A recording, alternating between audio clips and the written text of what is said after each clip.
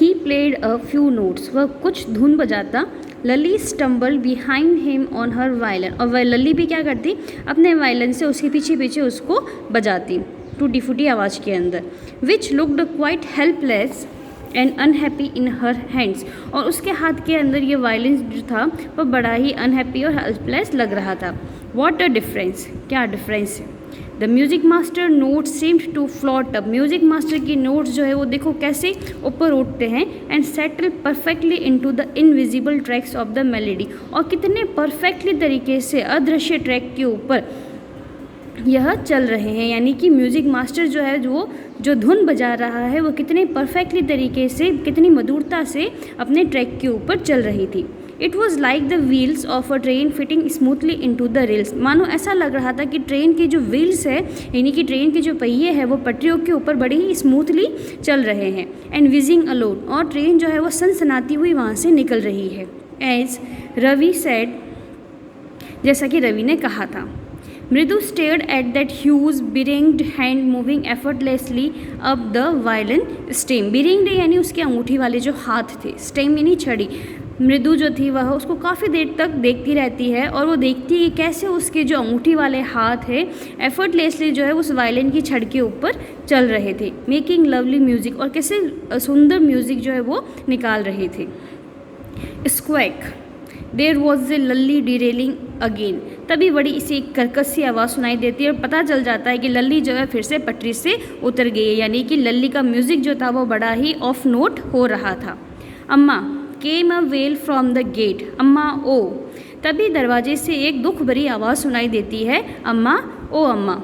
Ravi send that beggar away, cried his mother from the back veranda, तभी रवि की mother की आवाज़ आती है जो कि पीछे वरेंडा में बैठी होती है। कहती है, रवि इस भिखारी को यहाँ से भेज दो।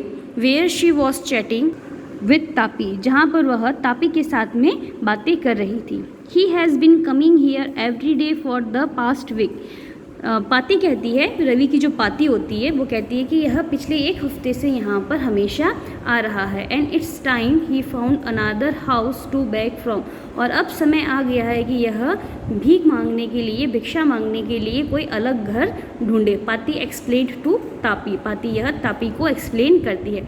तापी कौन थी, मृदु की grandmother. Mridu and Meena followed Ravi out, Mridu और मीना भी रवि को बाहर की तरफ फॉलो करते हैं। The beggar was already in the garden, beggar जो था वह गार्डन में पहुंच चुका था।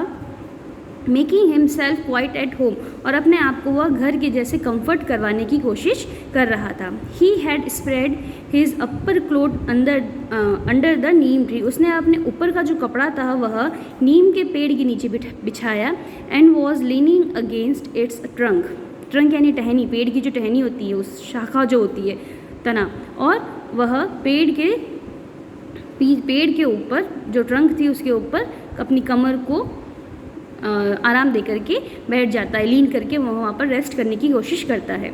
Apparently prepare to take a little snooze, snooze यानी शॉर्ट स्लीव्स, कि यह क्लियर था कि वह खुद को एक छोटी सी नींद के लिए तैयार कर रहा था। While he waited for the alms to appear, alms यानी भीख, भिक्षा, जब वह भिक्षा की वहाँ पर वेट कर रहा था, यानी कि जब तक कोई आकर उसको भिक्षा देता तब तक वो वहाँ पर एक छोटी सी नींद लेने की सोच रहा था।